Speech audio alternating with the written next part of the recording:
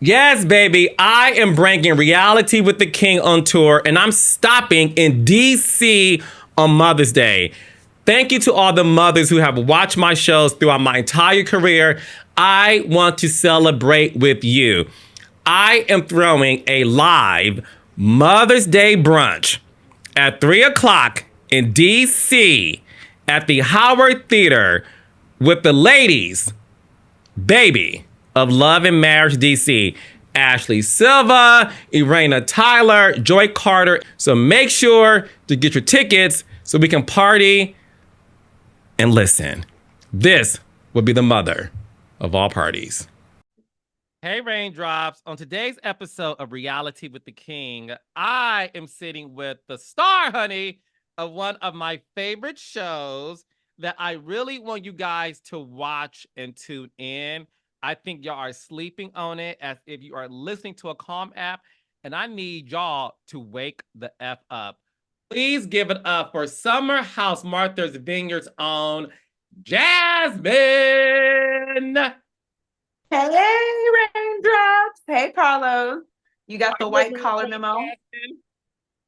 Of course, I'm a raindrop. Like, honestly, you break things down. I'm not gonna lie, I was a little nervous because I was like, oh, you can't.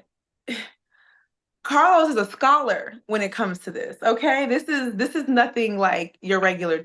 So I'm very honored to be here. I'm very much a raindrop and I'm a fan of what you do. Well, I'm a fan of yours, and I thank you for that. Like you said, we're both wearing white. Studious. Yes, it's giving version. Ah, Yeah, I'm born again. I'm born right. again.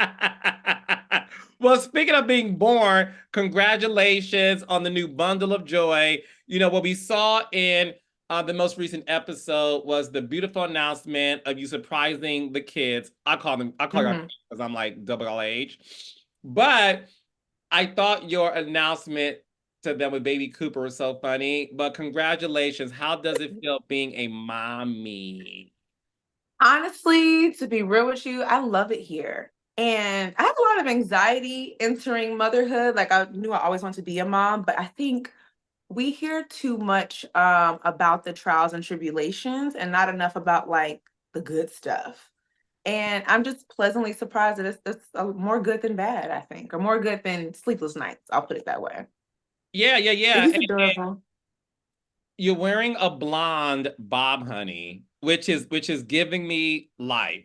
What made you decide to go blonde? Are you like in this like era of your life to where you're just experimenting with things, got a new baby, honey? I'm just having fun. I'm just having fun. Life is good. I have no complaints. Well, a couple, but life is good. So we're just having some fun. Is that Go Naked Hair by Portia? No, but plug for sure. We, mother to mother, we support each other. That we do. As I support the show. I have been telling the raindrops since season one that you guys are sleeping on Summer's House, Martha's Vineyard. It's such a You have. I have, and our mutual friend Jasmine Hilly Brown, who's the fan favorite of Hey, the Jazz. podcast. Hey, Jazz, we both have such affection for this show. But I want to get to know Aw. you because when season one started, I did call you the force multiplier. I was gonna say, listen, let me grab my crown somewhere because I said, no, he did not. You know what? Let me keep my head down to size, but I get what you mean. As a storyteller, I get what you meant. Yeah, no, the thing is this, and you tell me if I'm wrong. So I want to hear the story about how you were cast to be on the show because for me, I feel like the show was centered around you. Mhm. Is that Okay, so I get this question all the time, and the honest answer is I can't speak to what happened before me, but I know when it was insert Jasmine here. I received a call, and I thought that I was tasked to educate about the vineyard. I'm a history girly, as y'all know, and I was just excited to talk about this place that not a lot of us Black folk know about and haven't been to. Um, but then we start talking about my life and my husband and my friends and the original trip that we took. So originally I went with Silas, and that's the trip that he asked me to be his girlfriend. That was 2020, my first time there. The next year, we took a group of 16 of our friends. And let me just add this disclaimer. Only one of them was a couple. Everybody else was single. Okay. We love our friends, our single friends, our married friends. So we always try to get together and have a good time, no matter where we're going. But on that trip, Jordan was there. And I don't know the inner workings prior to, but I ended up speaking to someone about just that trip. When did we go? Who was there? And from that, you see a lot of the folks that were there. Jason, Mariah, Shanice, Jordan. Preston wasn't able to go, but he was invited. Because I think him and Donald had somewhere else to go. And neither was Nick or Alex. Alex was doing his own thing in Brooklyn. But a lot of us were there on that first big group trip. And the rest is kind of history. I remember calling Silas like, hey, how do you feel about doing reality? And he was just very confused. But yeah, just went through the process, as you know, because you Did they are reach on out to both sides. you, or did you see like a casting bulletin? I didn't see it. Honestly, I didn't see a casting bulletin at all. I just knew that I have a lot of incredible friends. Like the portion of friends you see on the show is just like a small amount of our friends. And I referred like everybody because I love my friends, I think they're great. And most importantly, I feel like they all bring something different. And if we're going to highlight a place like Martha's Vineyard, variety is great too. Like we're not a monolith. We know that. So So they gravitated towards who they liked. the producers reach out to you first? No. Jordan put me in contact with someone Got it. that I started talking to about the history, and then they started asking me more Got it. about myself. Yeah. Got So it. I get why it made sense to kind of recreate the trip that Silas and I put together originally. Got it. No, that all makes sense. That all makes sense. Were you a Yeah. fan of reality television prior to being on this show? Absolutely. Absolutely. Did I think I'd be here? No, but I was absolutely a fan. I was a Potomac girl. You could not tell me nothing about Potomac. From season one, I was like, oh, this is what I love to see. Because it was petty drama. It was, decorum and the social politics. It was like a fun key. Of course, I spent most of my life in Atlanta, so of course I watched Atlanta. The list goes on and on. But yes, I was a reality girly. What was the biggest thing that surprised you being on a reality show versus what you thought watching it? Honestly, the listening skills that you need. I think it's easy as we live like our regular lives to kind of just be in your own little world and have your thoughts and engage with this person and that person. But in this setting, your mind's going a mile a minute because there's so much to keep up with because there's so many things going on at once. And what surprised me was how much I wasn't keeping up with a lot of us in the house while we were filming. Um, yeah, I didn't think that that would have to be a ministry listening. I thought I was a great listener, apparently not. So, yeah, the amount of attention you have to pay to everything going on in front of the camera and behind. Well, you have to, especially because listen, what we know with reality is this: there's always a bone collector, right?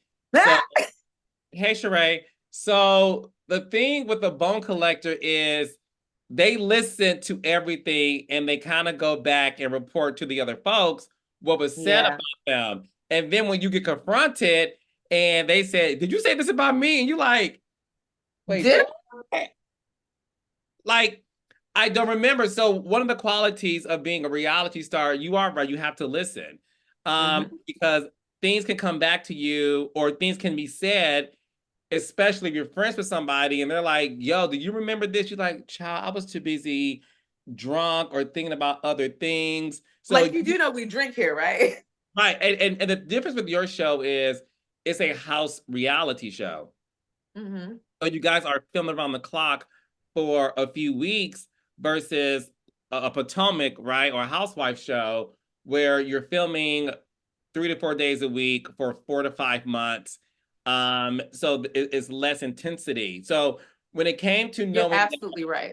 yeah, so when the cameras were in the home, excuse me, and you were being watched 24/7 Big Brother style, was Mhm. that weird for you?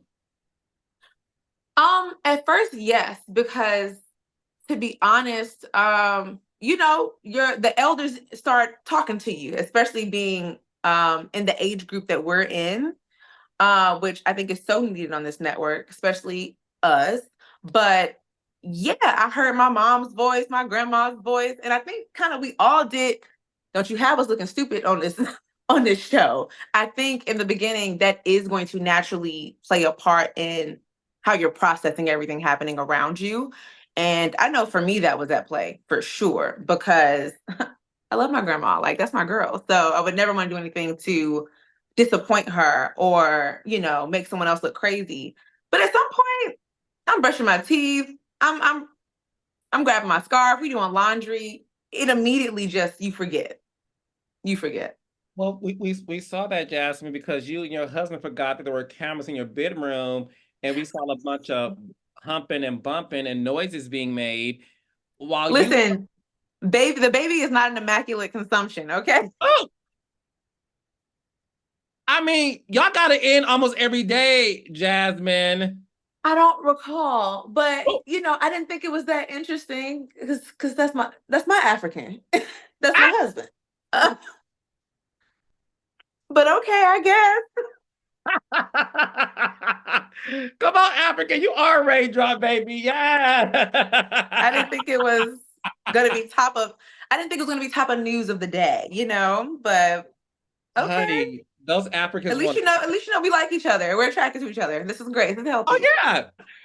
You know what was funny is now I see why Silas is like the person I would tell our mutual friend Jasmine. I'd be like, Silas is more of the guys that I talk to, and now I see why. Because the thing about him, the first season, and your first season of the show, obviously, Mhm. there were tons of concern about Mhm. your relationship with him. A lot of people felt Yes, child. extremely demanding. They didn't like the way he spoke to you, Jasmine. They didn't like the way he sort of expected you to be this housewife, to be somebody who ironed his clothes, picked out his clothes, and fixed him a plate. These things that Black men historically look to their wives to do, especially um, first generation Africans as well. When you when you saw it play out on the show, and Mhm. obviously you are a new reality star, so rightfully so, you're reading a lot of comments. And Knew which everything. yeah, and a lot of people had a lot of judgment on your relationship. Um, Yeah. did it did you have moments where you sort of saw your life play out, saw your marriage play out, saw the dynamic play out? Did you sometimes question, like, oh, I didn't realize it was like this, or do people have a point and I should be concerned? Um, it's a two-part answer to that. On one hand, I know that was my first time with him talking to me like that because a lot of times when we were there in the house, I was like, "Are you good? Are you good?" And that didn't always make the cut, but I really was picking up on like, "What's wrong with you? Like, you're extra irritable. You have couple irritability, but that was just like everything was was being made into something." So that was a first for us. But a year later, when you're watching it play out and people are commenting on it, I absolutely agreed with don't talk to me like that. Like, that's unacceptable. Like, that's just my opinion on it. I don't recommend anybody. That's not how I communicate. Mhm. Now, hindsight, to have other people comment and really deduce him to, I don't know, just so old school and ungrateful. That's not him. And the reality is this vacation filmed versus the one we took prior with the big group. he and I did the same stuff. Like I still got everyone on the grocery list, coordinated Venmos and Cash Apps, and I operated in the same way, and so did he. The only difference is that he was working this time and we were filmed. And last time those two things weren't true. But it was shocking just the visceral response. And that's really hard to process. I think anybody you love, especially in partnership, your natural response is to come to their defense. Mhm. But I think because I'm confident in who he is and what I will and will not accept, and then also where we are, it balanced out all the negativity. And the most important thing to me isn't someone making a mistake. As y'all see, like I give a lot of grace to a lot of folks, but only so long, only so much. It's really how someone responds when they've done wrong. That's what matters to me. And he never had any excuse, and that stuck out more than anything to me. Fix How it did immediately. how did he feel seeing himself play down It like was that? hard. Oh my God, it was so hard. Like he would start to watch, especially towards the end of the season, because we would just watch it together because we know what we went through in terms of filming, but how it comes together, that's out of our control. So yeah, it was not, yeah, it was tough, to put it simply. It was really, really tough for him because he also didn't recognize him speaking to me that way. Mm. So yeah, it was tough, but he had to. Whether he got through all the episodes, not towards the end. Oh, he didn't watch. He didn't finish watching the season. The last episode he has not watched all the way through. Mm-mm. It was too much for him. It was. It was hard. If he wasn't deployed, do you think he would have came back for a season two? I think so. Okay. I think so because one, we're not quitters. That's just we've been through worse things in life, as y'all know, than this. And then two, I would have encouraged him to come back just because you got to get back up. People are allowed to have your opinions. I mean, heck, we've watched so many shows on Bravo before even joining the Bravo family and had our opinions. So I think reminding him of that, he definitely would have been open to coming back. When it comes to your relationship with him now, obviously he's been deployed, and Mhm. first of all, tell him thank you for your services. I I will. He'll really like appreciate him. that. I really like him, by the way, and I want you to know that. And I've always said that I like him a lot. Um, when it comes to your marriage now, because the thing that I thought was so interesting was the fact that um, you two are still getting to know each other in a sense, right? Because everything, again, this is my vantage point watching the show. I felt like Right. everything moved fast at accelerated pace, and that you guys were essentially newlyweds. And I know what it's like to be in a relationship with somebody, and then the moment you live together, it's like, oh, this is how you are, and this, and it's not like this person has changed. It's more so like I have to adapt in this new role of us coexisting in the same space. And I felt like watching you guys, I felt like you guys represented a lot of young married couples in the sense of we're kind of newlyweds, and we're also, you guys are watching us trying to get to know each other on a different level. And Michelle Obama spoke about this too, where she Oh, said, like, I already know what you're about to say. Listen, I was yeah, like, somebody speaking the truth. Yes, oh yeah, there'll be days you like them and there'll be days you don't. And absolutely. there'll be moments where you like, you walk in a house and you be like, damn, you still here? Shit. Like, you forget that I forgot that we live together. Okay, because ooh. So people have this assumption that marriage is a fairy tale. And the one thing I wanted to express to you and to him is I applaud the two of you for showcasing what another side of Black love looks like. Because when we get Absolutely. Black love, people think it's like, a lot of people thought it was Barack and Michelle until Michelle said, we ain't couple goals, baby. Let me tell you how it really is. And she allowed her and Barack to be seen on a very relatable stage. And I felt like for you two as Mhm. young couples, I feel like you two represented that as well. But do you feel like people forgot that fact that you two were like kind of newlyweds and figuring this shit out too? So I think you touched on something that's actually so one of the biggest reasons why he would have come back is because I can't look around and see a lot of Black young couples on reality television, let alone television, period. So that's an honor in and of itself.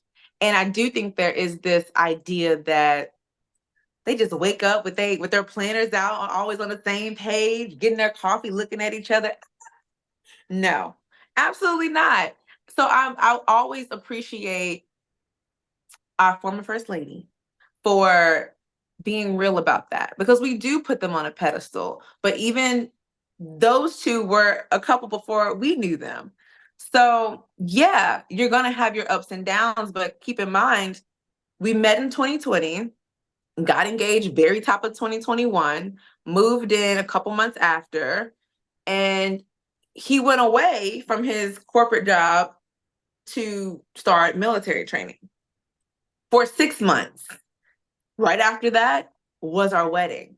So it's not really more so that we got to get used to each other, living in each other's space. We actually are really good teammates in that regard.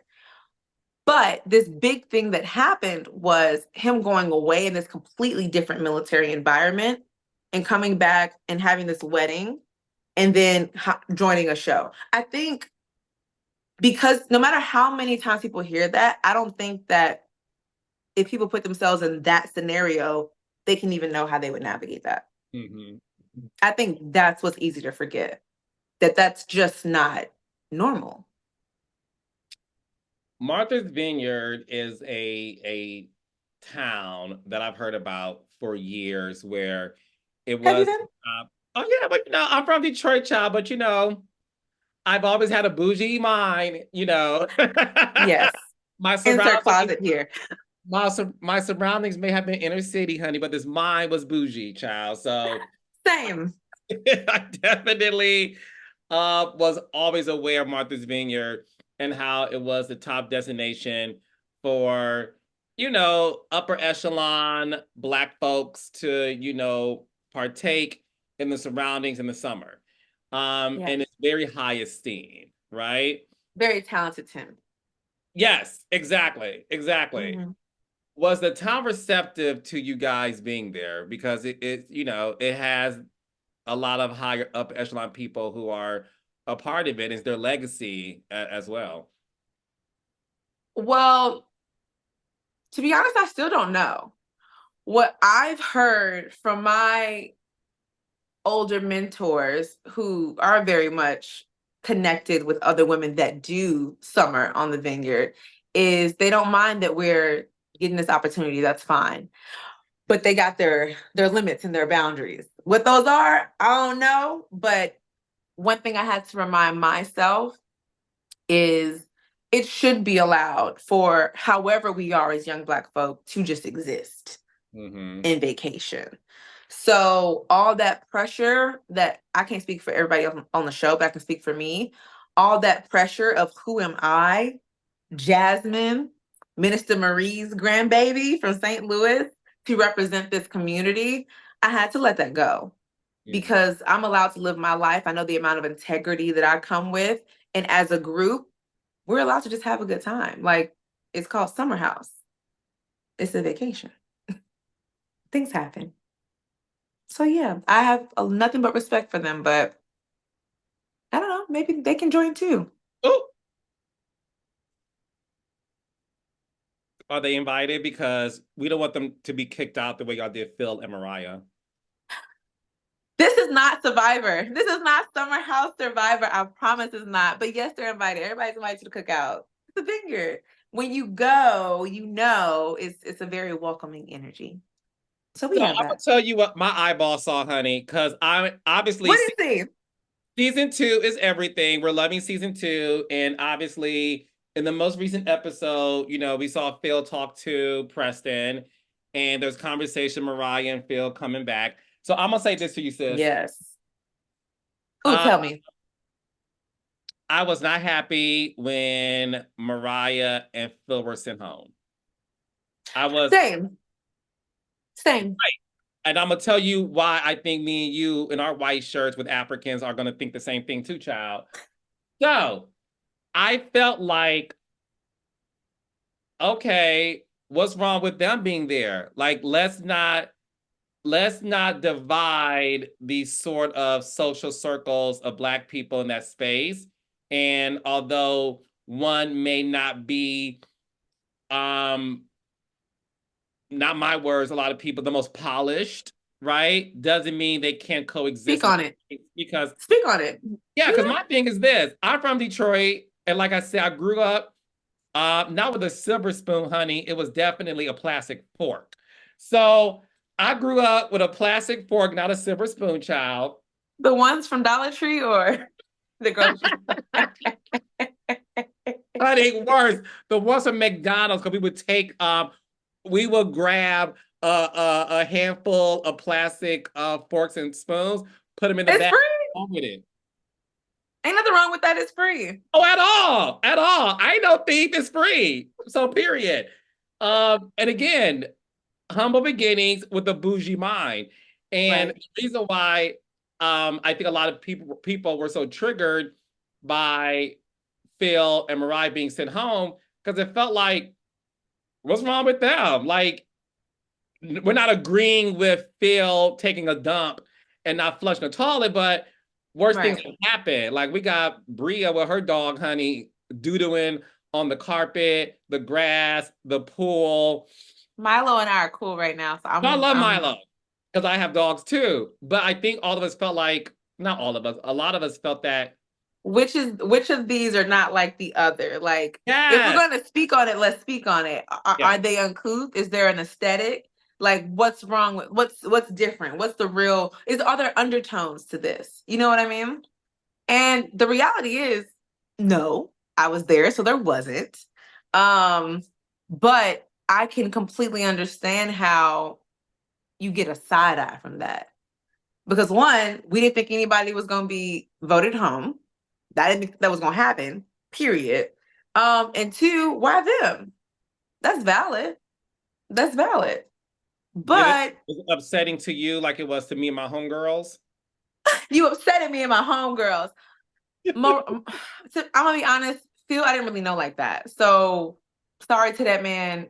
I didn't know him. I never knew him like that. Mariah, that's my girl. That is my girl. So I'm the type of person, and this can be a good thing and a bad thing. I can be very diplomatic. I can be very, maybe it's the Capricorn in me, I'm very black and white. And so if we're setting a precedent of, okay, this is a boundary. Now, granted, I never saw what happened until I watched with y'all. So, yes, I was frazzled with this position that I'm put in, which happened a lot. I feel like season one is that Silas and I were put into his parental roles before we even became parents. But I did not feel like it was fair for Mariah to not speak her piece at least. Because I had every intention as a peacemaker that I am to sit those two girls down. Even though I was shading Bria all season one, I was never gonna not have them sit down and talk about, like, we're grown. What is this? Is this a big thing or not? But I didn't like coming across as if like a not a good friend. Mm-hmm. And although Mariah's my best friend, I'm friends with everybody in the house. So imagine being in that situation where you truly are, you have a relationship with everybody. And they're looking at you like, get your homegirl. That's a lot of pressure. That is a lot of pressure. How did Mariah feel after she got sent home? By that She being definitely felt betrayed, for sure. by And you? betrayed by me, yes, but then also by some of the girls that were all on my bachelorette trip months before. So yeah, she definitely felt like, did I really know y'all? Like, why me? You know what I mean? And I get it. I get it because I delivered the news to her.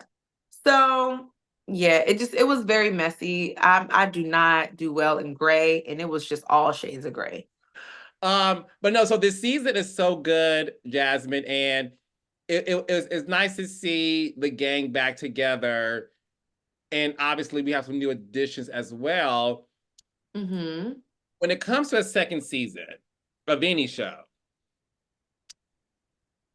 when people see themselves on season one or two things happen, or sometimes both at the same Okay. time, right? Egos start to form. Well, I'm the fan favorite. Now we're in church. Now we in church. Let's have a real conversation. Let's. So one or two things happen, or sometimes both. You get Mm-hmm. the, well, I'm the star, and I mean, I'm the fan favorite. So like, whatever. So that happens. The ego starts to form, right? Because being a reality star, you're famous overnight, literally overnight, right? Yeah. The other thing that happens is people start to censor themselves because they saw how the audience responded to them season one, and then come second season, they're not as vocal, or they act different because they're like, nope, I'm not doing that because I don't want people to say this, or no, I'm not gonna say all of that because if I say that, they're gonna take it this way, blah blah blah. Right. Did you see some of the things happening coming into season two? Um, I wasn't really hanging out with everybody like that. So I wasn't even in the mix prior to walking back into the house, to be honest. Um, so I can only speak for me. I feel like for myself and Alex and Shanice, what I'm proud of us for individually is um opening up and being more vocal about just who we are and how we feel about things. That was a must for me because season one was cool, then it was humbling. That was a must for me going into. For other people, I'm not gonna lie, I kind of feel like everybody's more of themselves. If like more of what we saw season one. Like I don't really see any 180s for real. I really don't. Anybody Um, develop an ego? yeah, those swelled up. Those Who? swell up. I feel for some people. Like For who? some people. And it's not even like an ego and a bad thing. It's kind of I think it's a little bit to do with kind of where we are society wise, and we're very individualistic. And it's very like, I got to do this, me. Like, what am I doing? I got to get to where I want to go. Like, I think it's more so from that in culmination to probably feedback. But the fact that we haven't seen anybody go completely like 180, like who is this person? Um, speaks to the fact that no one really thought more of themselves in that way, if that makes sense. Mm-hmm. Who would you say developed the biggest ego? Jamaica crew. The Jamaica crew. Bless their heart. So for Amen. those who may not know, can you explain who the crew is for those who may not know? Yeah, so Summer put together a trip to Jamaica uh prior to filming. And that included, I don't recall who all was invited initially, but that included who actually went. Summer herself, Preston, Jordan, and Shanice. They went to Jamaica, had a good old time, a good old key, and they enjoyed themselves to the fullest. Are they still enjoying themselves to the fullest? I mean, there's definitely trouble in paradise. The Jamaica crew is they're not exactly where they were when we started the season. So can't win them all, I guess. Hmm. Well, no, you can't win them all. And the one, so I don't have favorites, but because I love the cast. I love all you kids. But It's the kids for me. I don't. I'm like, listen, I'm not big. I'm not Big Brother. So I'm not Big Brother. We'll Uh, take it. We'll take it. okay, so look at that. I'm your Big Brother. Okay. One of the ones who I just think is great television because I've never seen anything like it on TV before. I really do like Nick. Oh, interesting. Tell me more. Yes, and I want to get your thoughts on this. Hmm. Nick is he's a he's a quiet hit. And what that means is when it's not every day on reality TV you see a black man who is um not only very much into the aesthetic, like into the fashions, into their looks and their appearance, and Hmm. who isn't hyper masculine and like rah rah rah rah. What I love about him is I feel like he's so authentically him, and he lives in his own skin. And as a black man in this space and always being around black Yeah. my whole life, right? I know that sometimes as a black man, and I'll speak for black men. As a black man, when you're around other black men, sometimes you feel the need to sort of like be this tough guy or like be a hyper But masculine, right? no, none of, honestly, my favorite part of our show are Mm-hmm. the men. And I can Yeah. honestly say that has never happened amongst them ever. Last season, this season, they have this great camaraderie that I just wish we could see more of, to be honest. They're my favorite part of our show, Yeah. hands down, because they're all so different. Yes. Each and every one of them has had such a tender moment, an authentic moment, an honest moment, a goofy moment, and they really do let each other just be and support each other. Like the brotherhood is real. Mm-hmm. And I personally love to see it, and I would love to see more of it. But it's interesting you mentioned Nick because um Nick and I weren't the closest, not in terms of any friction. We just, I guess, gravitated towards other sides of the group. And we realized that after filming this season. But I agree with you in that there is a delicate nature Mm-hmm. to how he wants to be soft with how he's presented himself in a Mm-hmm. good way. Mm-hmm. Like what you see is what you get. You're gonna get this purple label, but what you see is what you get. Yeah. And I do think every one of them have a really just, I can't even find the word for it, which is shocking. No, I think they're all just refreshingly themselves, and it's nice to That's, see that. yeah. Yeah, no, it's refreshing, and I felt I want to get your thoughts on it because when the conversation came up amongst the group that Nick was handsy, how did you feel Jesus about that? Christ.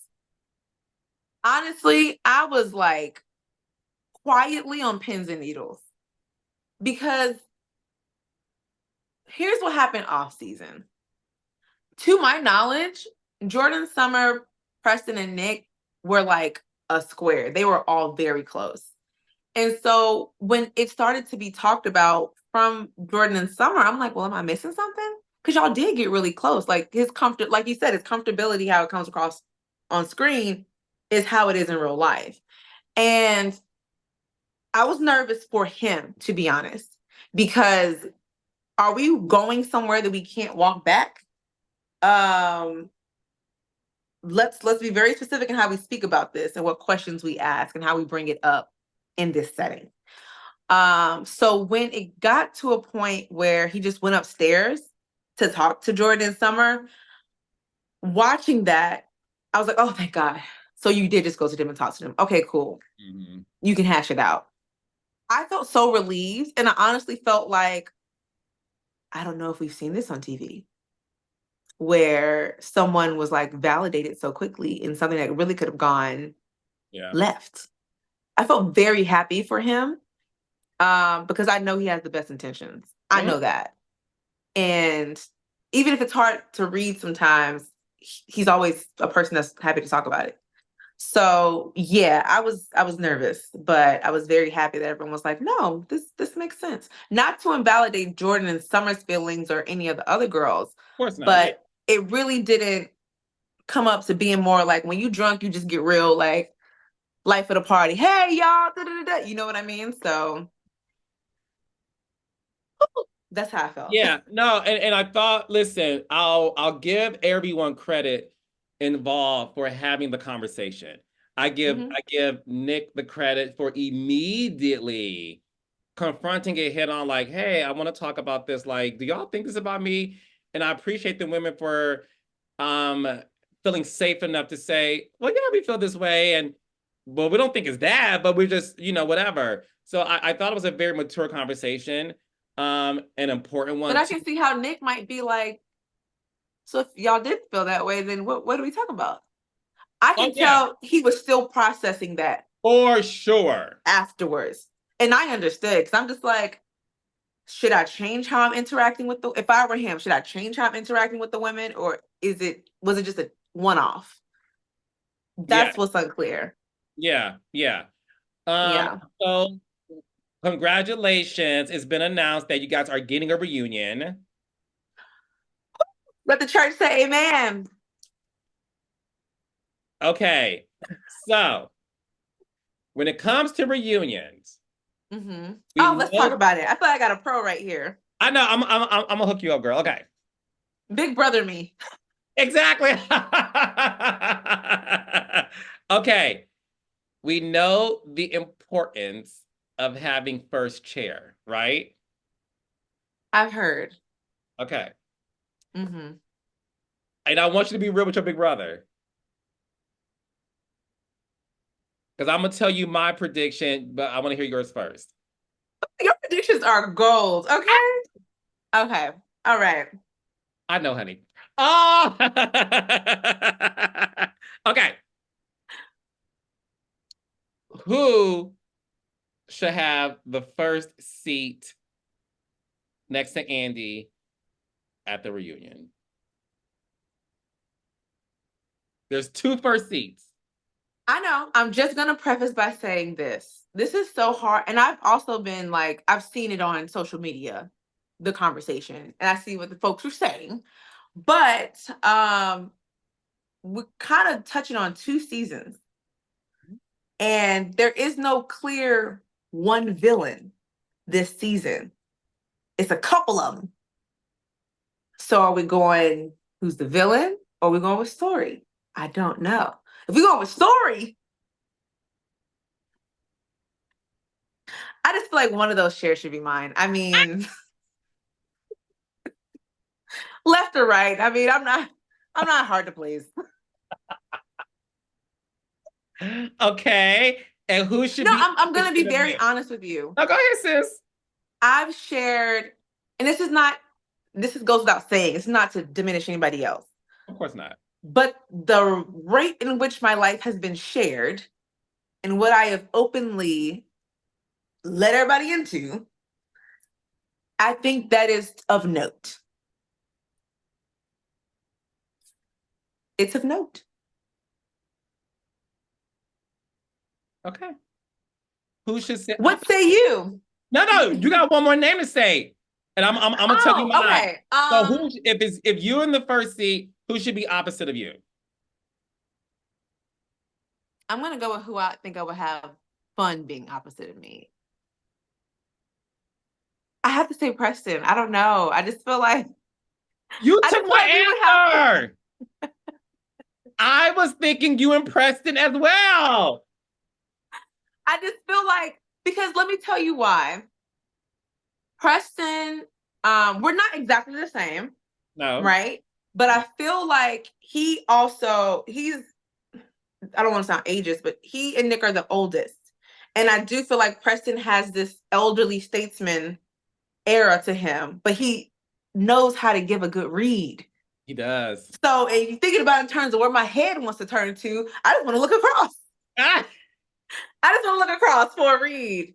Um, yeah, I don't know. He's, to my knowledge, not in a bad place with anybody. So, oh, actually, I know him and Bria have their stuff back and forth sometimes. But I mean, that's Big Brother, little sister, essentially. Yeah, that's who I think I would have the most fun being across from me, outside of Noel and Bria, because they give me a key. Yes. Oh my God. So my prediction is you and Preston as well. That's so funny. Dang, I'm kind of sad we're in sync. I wanted like a different. Oh no, because the thing is this. Listen, Carlos King's prediction and low-key hope for the first chair at the Summer House Martha's Vineyard reunion is Jasmine and Preston should have first chair because you two are the force multipliers of the show. And although Bria is a great villain, and Bria, that's a compliment, by the way. Don't take it as an insult. No, it is a compliment. If you know, you know. It's a huge one. Although Bria is a villain, I think Preston will give a good, funny Shade read moment. I think Andy is going to live for all of Preston's commentary. And I think you have a way of explanation and decorum, and you're whimsical, but you're also, like you said, you have a lot of story. And listen, dare I say, I think in terms of the women, to me, you're the face of the show. So it has to be you. And that's why you're talking to me first. Well, I'm talking to you.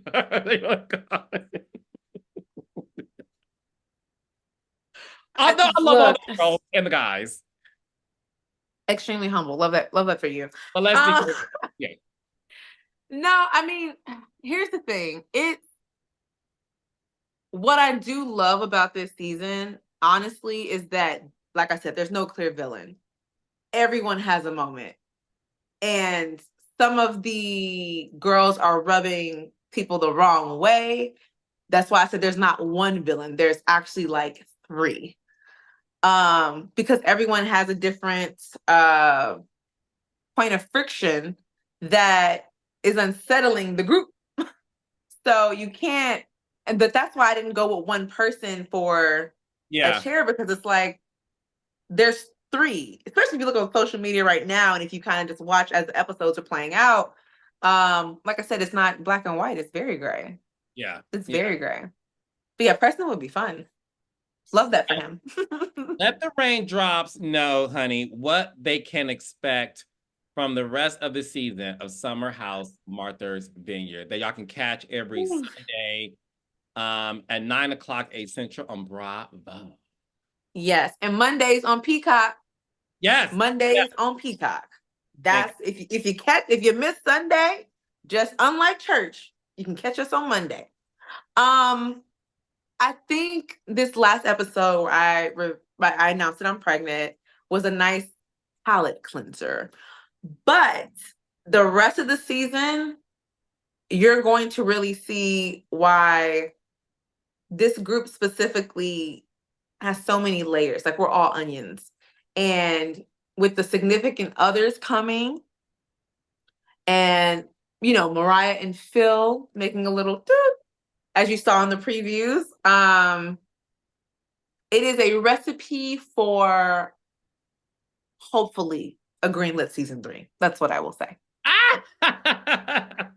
Yes. No, yeah. I agree. And I want to say this, you know, to all of my listeners, please watch and support Summer House Martha's Vineyard. You know, it means everything. Tell a friend, get in a group chat. Yeah. Okay. And it's a good show. You know, I wouldn't be talking to Jasmine if it wasn't a good show. So thank you. Being a Black executive producer who creates shows and owns my own production company, and big on it. You know what I'm saying? Like, I gotta give you your flowers because, like I said, I really do feel like you're a scholar in this, and there's not a lot of you.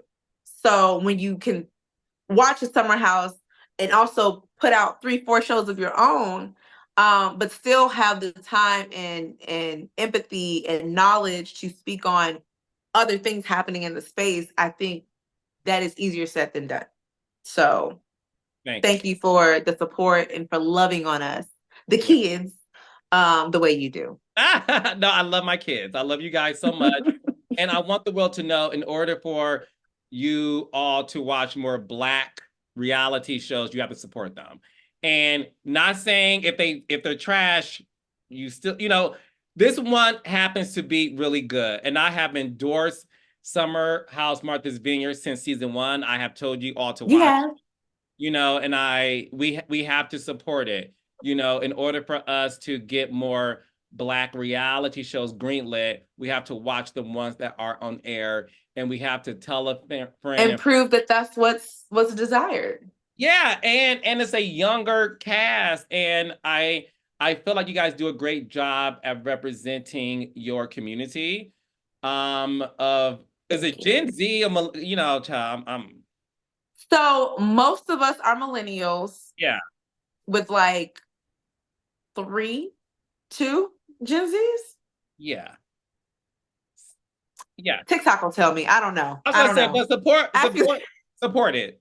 Bottom line is supported, support it. especially young compared to a lot of the other shows on our platform. Yes, Yes, yes, yes. absolutely.